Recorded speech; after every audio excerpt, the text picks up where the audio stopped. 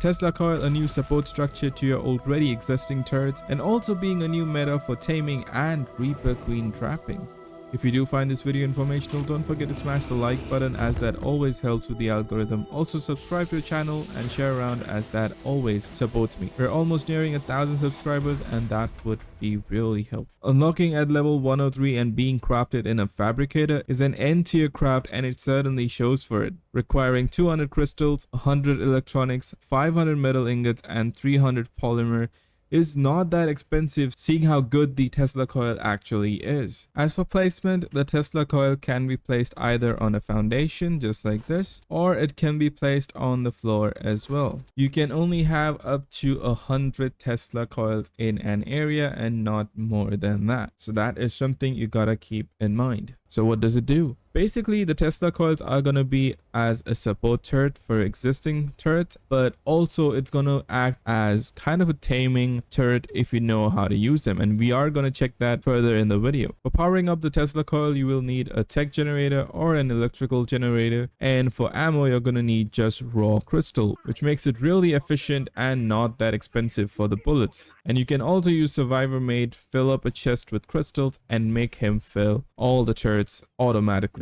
That's what I have been doing here, and I have not run out of any ammo on these turrets. Each crystal is counted as one bullet, so once you have it powered up, you can now select the modes for the turrets. The turrets have basically 3 modes. The charge mode is going to be represented by a yellow color, the volatile is going to be represented by a purple color, and the bright is going to be represented by a blue color. So what does it do then? So first mode we're going to check is the charge mode, and what this does is give you the electrocuted debuff, which does a damage over time. So our guinea pig for this test is going to be the Giga, and we're going to use each mode on it to properly understand how it does damage. So first up, we're going to use the charge mode. So all 3 are going to be on charge, and that's how it basically works. Now the minimum amount of damage is 12 and the maximum amount of damage is 75. On the Giga, as you can see, we're getting 75 damage per second and also 6 damage every strike the bolt does, which is actually quite good. And that is basically how the charged works. Next mode, we have the volatile mode, and basically what this does is lower defense. So the debuff you get is going to say overloaded with a broken shield kind of a symbol, and this is the one that supports turrets the most, because what it does is any incoming damage taken by the creature is almost tripled because it's stacked. For example, let's unclaim this guy so I can show you how it works. There we go. There is slight delay on every shot, but as you can see, he's taking damage but not that much. But that's not where this shines. Now, for example, let's turn everything off, okay? Let's wait for the debuff to go. So let's just turn one turret on now. As you can see, that's doing 531 damage. So now we'll turn on the charged turrets. So it was doing 531 damage, right? This Giga may instantly die. It's a little bit overpowered, to be honest, but here we go. Just one turret. Look at that.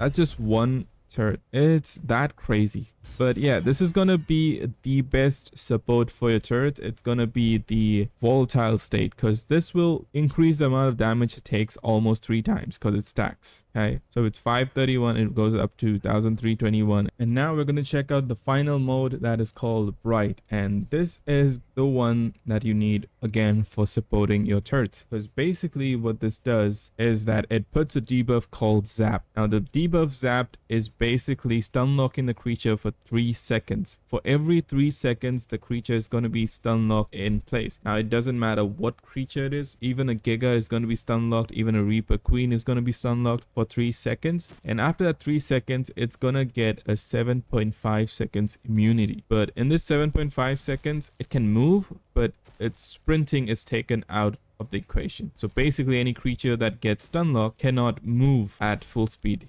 As you can see, for example, this raptor, he will not be able to run towards me. It takes out sprint complete. So let's unclaim this guy so I can show you how it works. As you can see, he's running. There, he's stun locked now. And he can only walk. That's how overpowered this is. Because if you have a bunch of these in your turret range, you can make anything slow down to such an extent that it cannot move. And that's the stun lock, so that's zapped. 3 seconds, he's gonna be in the same place. Now, say if this was in a case where you have turrets, okay? Basically, the creature can't do anything. Even if he rages, he cannot move. It's stupidly overpowered if you have volatile, if you have bright, and if you have charged at the same time. And I'll show you why. So this is going to be the most extreme case scenario. So let's go ahead. Turn 1 to charged, 1 to bright, and 1 to volatile. Okay. Now we're not going to use any of the turrets. Not now, right now. Let's go ahead and spawn a guinea pig. So now we're going to check all 3 modes firing at the same time. And it is pretty insane. So here we go. As you can see, 97, 119, 142, and 164, and 187. I think that's the last stack. So 5 stacks of damage. That's insane. It goes all the way to 187 and it stops there. Just look at that. And now if you combine them with just one turret, just saying one turret, it's that overpowered. Because if you have like a bunch of heavy turrets and all 3 of these modes, the creature is pretty much ducked, and it doesn't matter which creature it is. Now we're going to do a final test, which is going to be taking down a Reaper Queen and seeing if it affects it as well. This is only to show you how insane this is. And that's a Reaper Queen without any light buff, okay? As you can see, it cannot damage the turrets. It's stupid. Now say if you have a lantern, right? Just look at that. Instant death. It's just crazy. So if you have like charged light near it, a Reaper Queen is nothing. I mean, pretty much anything I spawn in front of these are instant kills. The only one I can find that is not affected by these are gonna be the Titanosaurus. For some reason, the Titanosaurus takes no effect whatsoever. So let's say we spawn a Titanosaurus, okay? And this is the only creature that cannot be targeted by turrets, by Tesla coils. So there's no way to slow him down if you want to like cannon shoot him, stuff like that. Doesn't work. Everything is set to wild creatures, but it doesn't do it. So the range is going to be 20 foundations. And a cool thing about the Tesla coils is every Tesla coils, once they hit, does a chain link. So basically any creature close together gets linked, but it does less damage the ones that are taking the second link of it. So if the first guy is this guy and this is the second one, this people will take less damage than the first one being hit. So he's getting 11 and they're getting 4 to 5 to 8 damage. Also, another note is every beam is 1 crystal, and no linked damage doesn't cause it to consume more crystals. So if it's linking to 3 to 4 creatures, it will not use more crystals. It will just use 1 crystal per beam. So how can you use this for taming a creature? Well, basically you want to have volatile, because that increases the effectiveness of weapons. So anything that does damage, it doubles it up or triples it up. Okay, it stacks every time, and in our test we saw like 5 times of stack. If you use like a tranquilizing dart or a narcotic arrow, the volatile is going to increase the torpor it does. And you want to have a bright Tesla coil, which will stun lock the creature, and you can basically, if you have 2 players and it gets stun locked and you're quick at building, you can build around a Giga by putting a bear trap. It's that stupidly overpowered, because the Giga does have a big bite, but if you can time it right, you can build around a Giga once it is locked in a bear trap. So let's have a look at that, how exactly it slows down a Giga. So we're going to spawn a Giga now. As you can see, have a Giga here. It is stun locked and it cannot run. You can basically go shoot it and run around while the Teslas are doing damage towards it. And note that they cannot attack the Tesla, nor do they aggro towards the Tesla. And all you're doing is just this. You can just run around the Giga without it ever being close to you, and even box it in by putting a bear trap right behind you. Just like that. Now it's stun locked, as you saw. And that's basically how you can tame a creature. You can do things like building around it, putting a bear trap, as I said, and that's about it. So now about a Reaper Queen then. As you know, they showed about the Reaper Queen where it got like shocked, and there you go. It can stun lock a Reaper Queen and make it really slow. Yes, it can shoot and stuff, but look at the speed it's walking at.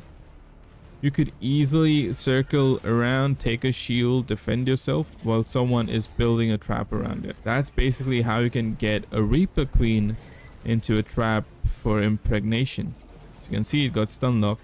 And again, the Reaper Queen cannot damage the Tesla coils. There you go. That's basically how you can get it set up for Reaper Queens and for taming. Keep in mind, you will have to roam around with the generator and with the Tesla coils.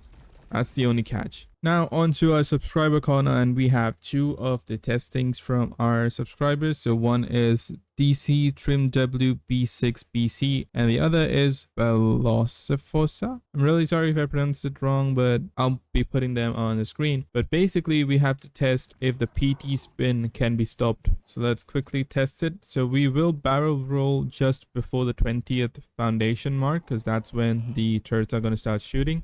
Let's see how effective this is. Let's barrel roll now. We did get hit, but we didn't get the... Oh, we got stun locked. Okay, so you can get stun locked, but if you're fast enough, we can just barrel roll. You can just about escape it. But the thing about the Bright is it's really slow firing rate, so you could get away with the PD spin. Okay, let's give that a roll again. 1, 2... Huh, I didn't get stun locked, but I'm not sure about that. Let's give it a whirl again. Let's barrel roll.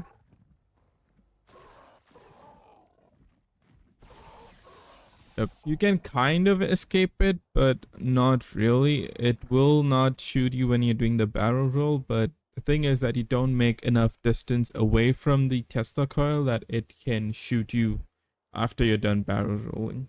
So when I do the barrel roll, it cannot shoot me, but once I'm done, it instantly shoots me. See, it didn't shoot now, but after the barrel roll, there we go. So that's basically about the PT one. And the second is about the rider being shot. And let's go with the PT. So this comes from our other subscriber, and no, you do not get shot when you're on the creature. It only targets the creature. The turrets are set at all targets. So if it is set at player only, then yes, it'll probably shoot you out of the mount. But if it's all targets, it will only shoot the mount before it shoots you. I think that's about it for today's video. I hope this was useful and that you found it informational. If you did, don't forget to smash the like button. Also, I'm doing a giveaway as we're really close to 1,000 subscribers, and I'm gonna put a post up. It's gonna be simple. All you have to do is follow me on Twitter or X, whatever you call it. You have to be a subscriber and you have to be on the Discord channel. And I'm gonna put a post up after this video saying Steam or ARK, and you have to basically vote. So Steam will be either giving you a Steam card for the giveaway, and ARK is going to be giving you the game, the DLC, and Pyromane all bundled together. Because not everybody wants ARK, maybe someone wants something else. I'm going to keep the decision to y'all, so please do vote after watching the video on the post. This is only going to be for subscribers, and I'll put it down in the description as for what steps you got to do to get into the giveaway. But yeah, that's about it. Thank you so much for watching the video, and with that, Elf Survives signing off, and I'll see you on the next one. Till then, peace out.